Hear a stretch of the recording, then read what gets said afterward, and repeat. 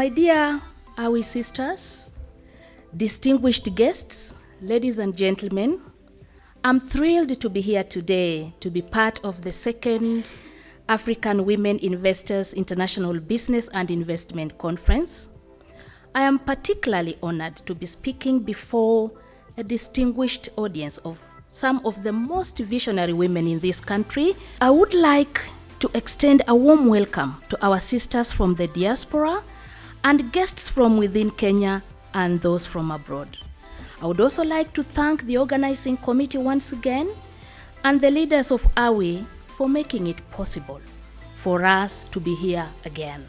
I firmly believe that women entrepreneurs and investors can drive economic growth and uplift their families, but only if they are given tools and enabled to realize their full potential in partnership with businesses, governments, civil society to improve the opportunities and outcomes in local and global value chains.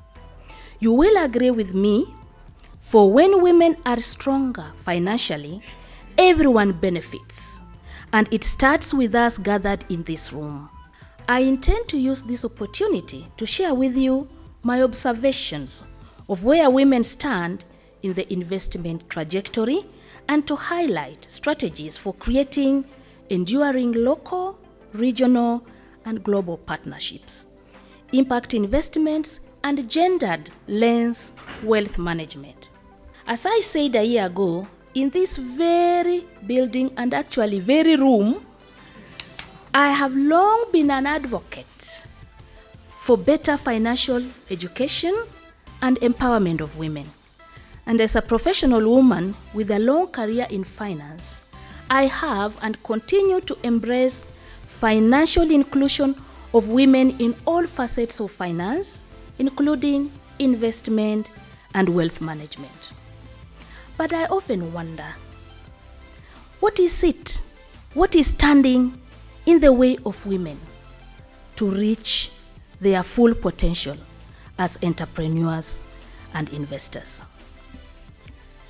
Evidence points to a few theories: fear and a lack of drive to engage in business and investing, lack of knowledge and resources, lack of support from our life partners and family members, structural inhibitors. We hear women can't do this, women can't do that, yet we know we can do it. An equal opportunity between men and women in access to financial resources. What can be done, particularly here in Kenya and the African continent, to unleash the potential of women to achieve their full economic potential? Statistics indicate that few women have the knowledge and or awareness about sophisticated wealth building and management strategies. My generation's lifelong strategies cannot work in today's globalized economy, and so financial investment and wealth management knowledge remains paramount for our success. 98% of women are entrepreneurs. Their activities fuel and power Africa's economy and that of Kenya in particular. The market women of Kikomba, those in Lagos, Accra, Dar es Salaam, and Kampala, just to mention a few, contribute 46% towards Africa's GDP, according to UN Women Report 2010. Wealth, relative to men, very few women invest in the Nairobi Securities Exchange. Yet, we know that the Nairobi Securities Exchange major shareholders make a sizable profit from dividends and capital gains. How many women are in private equity and venture capital as alternative vehicles of creating wealth? Kenya's diaspora remittances in 2018 stood at Kenya shillings 280 billion. This is from a World Bank report. Think about this wealth creation and economic building formula. Untapped women potential, untapped diaspora and especially women's potential. And I know these ladies work so hard. The results would be extraordinary. But the question is, how do we do it? AWI has set us on this path. There are African women from the diaspora working with our sisters living within the continent to unleash economic growth that has been latent. This is a winning game plan to spur economic growth within the African continent. But we must empower them by creating structures and institutions. But what is women's economic empowerment? When we speak of women's economic empowerment, we refer to women's economic rights, including equal access to, ownership of and control over land, property, productive assets, and resources, including finance and capacity building, and access on an equal basis as men to decent work and full and productive employment. Their economic independence or full ability to freely assert their autonomy and exercise their choices, and their full access to decision making in all economic decisions that affect their lives and the lives of their families, communities, and societies. But these three aspects of empowerment must be recognized and promoted as an integral whole. If one aspect fails, the full empowerment cannot be realized, and the whole sustainable development future is jeopardized.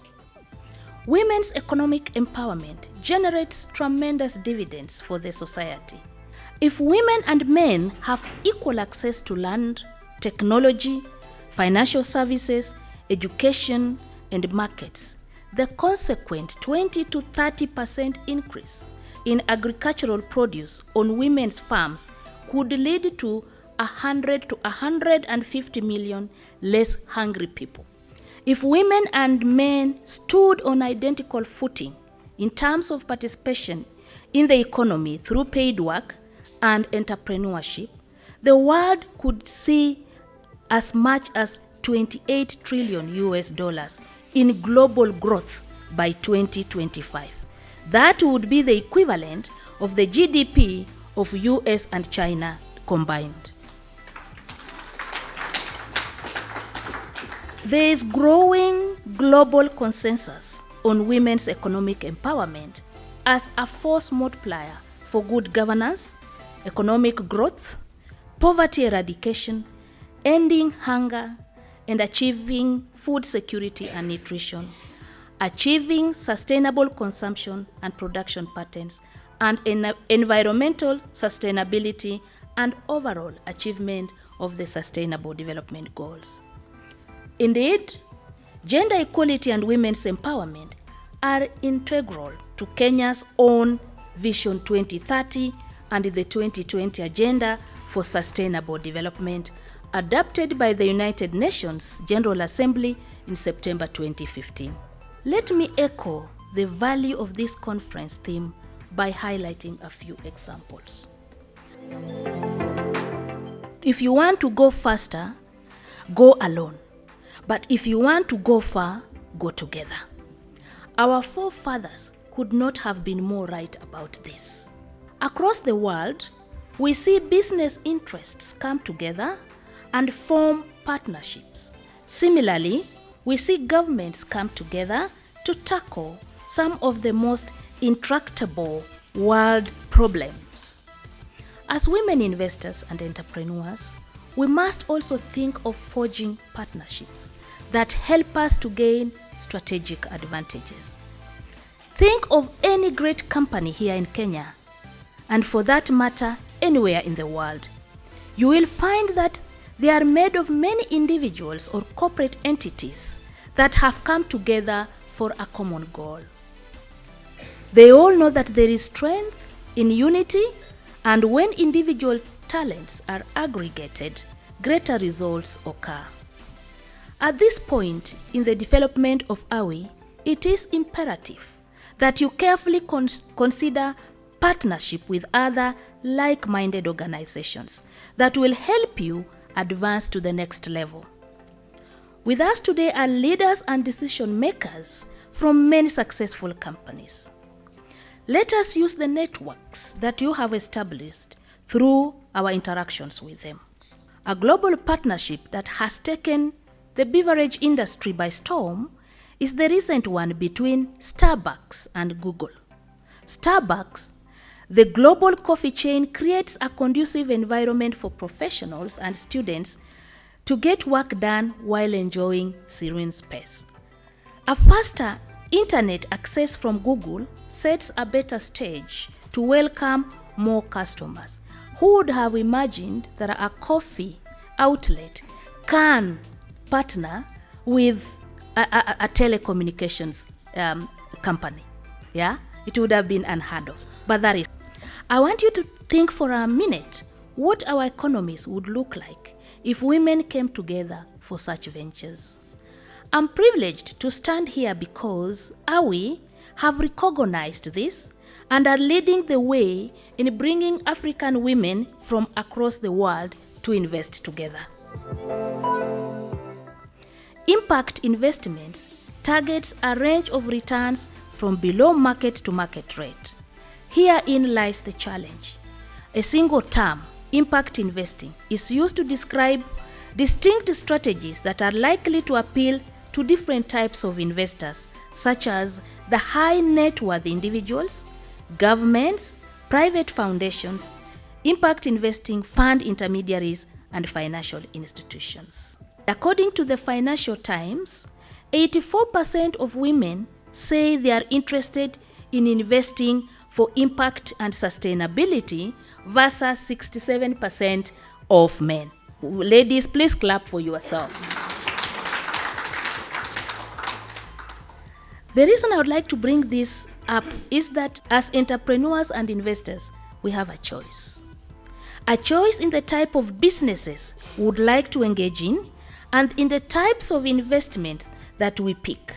We have a choice in the type of outcomes our investments are likely to yield, not only in terms of financial returns, but also social and cultural outcomes. According to a World Bank study presented at the March 2019 World Economic Forum, women reinvest 90% of their earnings back into their families and communities, focusing on education and health in particular. Think about that for a moment. Women investors are seeking to make an impact with their investments, ready to combine their conscience with financial firepower. But it is not always easy to find the kinds of investment opportunities that can align with conscience-driven and impact investing. Herein lies an opportunity for us and our business leaders who are with us here today. Now, wealth management is a key ingredient in creating and sustaining long-term wealth. As we all know, a journey of 10,000 miles begins with one step. So does wealth management. This journey of financial expertise starts with a consultative process of learning and understanding the minutiae of financial services and products that are fundamental in achieving long-term wealth. This is important for women in a number of ways. We all know we outlive our husbands in most instances. As women investors and entrepreneurs, we have to be smart. Being smart means being able to identify opportunities when they present themselves and executing them at the right time. It also means being able to leverage our networks to get relevant information at all the times. We must be resilient. As AWI grows as a business, you must build a capability to bounce back from adversity without killing the business. Your investments must be impactful, not only to the lives of the shareholders, but to the lives in the society you live in. As I conclude, I would like again to reiterate that it is my great honor and delight to share with you these thoughts while celebrating the second year of AWI as a vehicle for women investors, and for organizing the second AWI Business and Investment Summit as a platform to learn from each other.